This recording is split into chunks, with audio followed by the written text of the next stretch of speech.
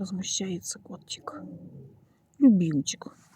Любимчик Шерханчик. Самый золотой, самый дорогой котенок. Скучно ему. Людей очень мало в зоопарке. Особенно в понедельник. Ой, ну какой же ты классный, Левушка. Вот не хватает Шерхану коряги.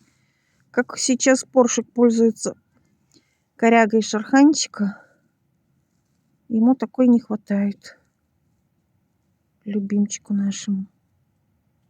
В домик, кстати, заходил. Я видела. Зашел и вышел. Ну, еду ждет просто-напросто. Ничего ему больше не нужно. Я тебе.